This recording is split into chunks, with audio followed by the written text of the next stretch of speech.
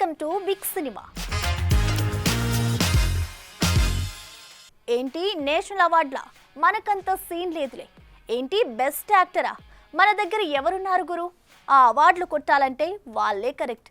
ఇలా నేషనల్ అవార్డుల టాపిక్ వచ్చిన ప్రతిసారి తెలుగు సినిమా చిన్నబోయేది. అందుకు తగ్గట్టుగా మన సినిమాల్లో కమర్షియల్ సరంజామా ఎక్కువైపోయి అవార్డులు అందనంత దూరంగా వెళ్ళిపోయాయి. కానీ అదంతా గతం. ప్రస్తుతం టాలీవుడ్ ఆస్కార్ నుండి నేషనల్ అవార్డుల దాకా దుమ్ము లేపుతోంది. ఈ క్రమంలోనే తాజాగా అనౌన్స్ చేసిన అవార్డుల్లో ఏకంగా 7 పురస్కారాలు కొల్లగొట్టడంతో టాక్ ఆఫ్ ది నేషన్ అవుతోంది మన టాలీవుడ్.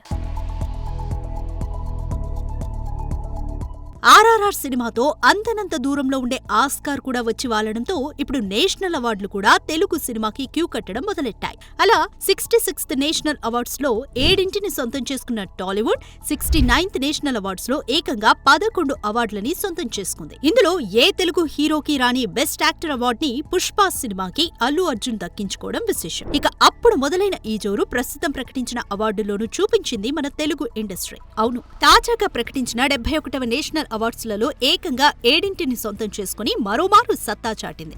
వీటిలో ఉత్తమ తెలుగు చిత్రంగా భగవంత్ కేసరి నిలవగా 100 కోట్ల వసూళ్లతో పాన్ ఇండియా స్థాయిలో సంచలన విజయం సాధించిన Hanuman best animation and best action choreography అంటూ ఏకంగా 2 అవార్డ్స్ ని కొల్లగొట్టడం విశేషం. ఇక బేబీ చిత్రానికి గాను బెస్ట్ స్క్రీన్ ప్లే కేటగిరీలో సాయి రాజేష్ నేషనల్ అవార్డును దక్కించుకుంటే, ఇదే సినిమాలోని ప్రేమిస్తున్న పాటకి బెస్ట్ సింగర్ గా అవార్డు దక్కించుకున్నాడు PVNS రోహిత్. ఇక ఫ్యామిలీ ఎమోషన్స్ తో ఊరు వాడల్ని కదిలించిన బలగం సినిమాకి బెస్ట్ లిరిసిస్ట్ గా అవార్డు దక్కించుకున్నాడు కాసర్ల శ్యామ్. ఇక స్టార్ డైరెక్టర్ సుకుమార్ కుమార్తె సుకృతి వేణి గాంధీ తాత చెట్టు సినిమాలో నటనకి గాను జాతీయ ఉత్తమ బాలనటిగా పురస్కారం దక్కించుకుని తండ్రికి తగ్గ డాటర్ గా నిరూపించుకుంది.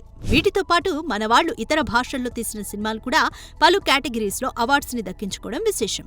వీరిలో మన సందీప్ వంగా దర్శకత్వం వహించిన యానిమల్ చిత్రానికి Harshavardhan Rameshwar best background score కేటగిరీలో అవార్డుని దక్కించుకోగా, బెస్ట్ మ్యూజిక్ డైరెక్టర్ కేటగిరీలో వెంకీ అట్లూరి తీసిన సార్ సినిమాకి జీవి ప్రకాష్ కుమార్ అవార్డుని దక్కించుకున్నారు. ఏది ఏమైనా జాతీయ అవార్డులంటేనే ఆమడ దూరం పాటించే టాలీవుడ్ ఇలా వరుస పెట్టి 7 అవార్డ్స్ ని కొల్లగొట్టడం మెచ్చుకోదగ్గ విషయమే. కొట్టేశాడు. ఇన్నేళ్లకి బెస్ట్ యాక్టర్ అవార్డు కొట్టేశాడు షారుఖ్. ఇన్నాళ్ళు ప్రపంచమంతా అతని నటనకి ఫిదా అయిపోతే నేషనల్ అవార్డులు మాత్రం అతని వైపు కన్నెత్తి కూడా చూడలేకపోయాయి. అయితే తాజాగా అనౌన్స్ చేసిన అవార్డ్స్లో బెస్ట్ యాక్టర్ అవార్డు ఈ కింగ్ ఖాన్ ని వరించడంతో ఫుల్ హ్యాపీ మూడ్లోకి వెళ్ళిపోతున్నారట బాద్షా ఫ్యాన్స్. ఎన్నో విజయాలు, బాలీవుడ్ బాద్షా అన్న ట్యాగ్, కింగ్ ఖాన్ అన్న గుర్తింపు, 100 కోట్ల వసూళ్లు, అడుగు తీసి అడిగేస్తే బ్రహ్మరథం పట్టి అభిమానులు, ఎన్నో అవార్డులు. కానీ వీటన్నింటా ఒకటే వెలితి, అదే తోటి హీరోలు అలవోకగా తెచ్చేసుకుంటున్న నేషనల్ బెస్ట్ యాక్టర్ అవార్డ్. అవును, బాలీవుడ్ కింగ్ ఖాన్ షారుఖ్ ఖాన్ ను తొలిసారిగా జాతీయ ఉత్తమ చలనచిత్ర నటుడు పురస్కారం వరించింది. 2023లో విడుదలైన జవాన్ చిత్రంలో నటనకు గాను ఈ అవార్డు కొట్టేశాడు షారుఖ్. తమిళ దర్శకుడు అట్లీ తెరకెక్కించిన ఈ సినిమా బాక్సాఫీస్ ను షేక్ చేసి ఏకంగా 1000 కోట్లకు పైగా వసూలు సాధించిన సంగతి తెలిసిందే.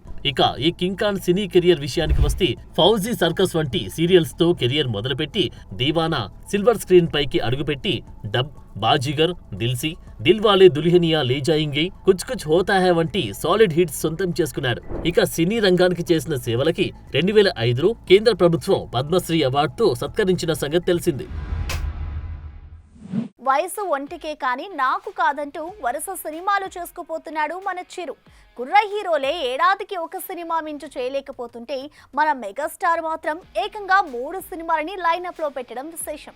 అయితే తాజాగా శ్రీకాంత్ ఓదెరా ప్లేస్ లో బాబీ వచ్చి చేరాడన్న వార్త ఇప్పుడు సోషల్ మీడియాలో వైరల్ అవుతోంది. దీంతో వాల్తీరు వీరయ్య లాంటి సాలిడ్ హిట్ కాంబోలో మరో సూపర్ హిట్ పక్కా అంటూ కాలర్ ఎగిరేస్తున్నాడట మెగా ఫ్యాన్స్.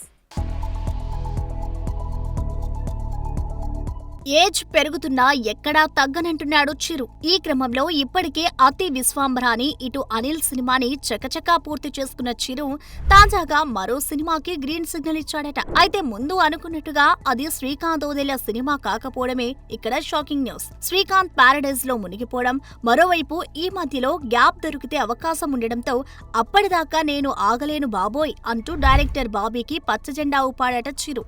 దీంతో 7-10 వయసులో కూడా ఈ స్పీడ్ ఏంటి స్వామి అంటూ ముక్కున వేలేసుకుంటున్నారట మెగా ఫ్యాన్స్. అయితే మొదటిగా అనుకున్నట్టుగా ఈ చిత్రాన్ని మైత్రి మూవీ మేకర్స్ కాకుండా కేవీఎన్ ప్రొడక్షన్స్ నిర్మించనున్నట్లు విశేషం. ఇక ఇప్పటికే స్క్రిప్ట్ పనుల్ని పూర్తి చేసిన బాబీ తాజాగా చిరుకి జోడీగా సంయుక్త మీనన్ని సెలెక్ట్ చేశాడట. ఇక ఆ అమ్మడి విషయానికి వస్తే భీమ్లా నాయక్ తో టాలీవుడ్ లోకి ఎంట్రీ ఇచ్చిన సంయుక్త ఆ తర్వాత దెవిల్, విరూపాక్ష, బింబిసారా, సార్ వంటి సాలిడ్ హిట్స్ ని ఖాతాలో వేసుకున్న సంగతి తెలిసిందే.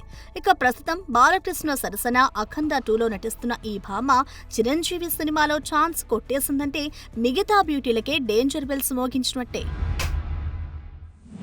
సరికొత్తగా వస్తున్న టెక్నాలజీని కొత్త పుంతలు తొక్కిస్తున్నారు మన ఫిలిం మేకర్స్. ఇప్పటికే ఆర్టిఫిషియల్ ఇంటెలిజెన్స్ అంటూ టెక్నికల్ గా మరో మెట్టు ఎక్కిన సినిమాలు మరో కొత్త చాప్టర్ కి తెరతీస్తున్నాయి. లేటెస్ట్ గా రిలీజ్ అయిన ధనుష్ సినిమా ఇందుకు వేదిక కావడం ఇక్కడ విశేషం. మరి ఏఐని ఉపయోగించి మేకర్స్ చేసిన ఆ సరికొత్త క్రియేషన్ ఏంటో మనము చూసేద్దామా? రెవల్యూషన్ అంటూ ఇంపోర్ట్ అవుతున్న టెక్నాలజీలని సరికొత్తగా వాడే పనిలో పడ్డారు మన ఫిలిం మేకర్స్. ముఖ్యంగా ఆర్టిఫిషియల్ ఇంటెలిజెన్స్ ని వాడి సినిమాల్లో వండర్స్ క్రియేట్ చేస్తున్నారు. అయితే ఈ ట్రెండ్ ఎటువైపు దారితీస్తుందో అన్న ఆందోళన కూడా ఇండస్ట్రీని పట్టిపీడిస్తోంది. విషయంలోకి వెళ్తే విజయ్ దళపతి గోట్ సినిమాలో హీరో దివంగత విజయకాంత్ ను ఏఐ ద్వారా సృష్టించారు మేకర్స్. దీన్ని చూసి ఫిదా అయిపోయారు ఆడియన్స్. అయితే ఇది సరిపోదంటూ తాజాగా రిలీజ్ అయిన రంజానా సినిమాలో ఏకంగా క్లైమాక్స్ నే మార్చేశారు మేకర్స్. 2013లో కోలీవుడ్ స్టార్ హీరో ధనుష్ కీలక పాత్రలో వచ్చిన ఈ సినిమా అప్పట్లో సాలిడ్ హిట్ అయిన సంగతి తెలిసిందే. కెరీర్ పరంగా ధనుష్ కు బాలీవుడ్ లో బ్రేక్ ఇచ్చిన తొలి సినిమా ఇదే. ఆనంద్ ఎల్ రాయ్ దర్శకత్వం వహించిన ఈ సినిమా అప్పట్లో ఇది క్లాసిక్ హిట్ గా నిలిచింది. దీంతో ఈ సినిమాను అంబికాపతిగా తమిళంలో డబ్ చేశారు. అలా ధనుష్ కెరీర్ లో మంచి విజయం సాధించిన ఈ సినిమాను అలాగే రిలీజ్ చేస్తే కిక్ ఏముంటుందని మేకర్స్ అనుకున్నారో ఏమో. అందుకే ఒరిజినల్ వెర్షన్ క్లైమాక్స్ లో చనిపోయే ధనుష్ ని తాజాగా రిలీజ్ క్లైమాక్స్ లో బతికించేశారు మేకర్స్.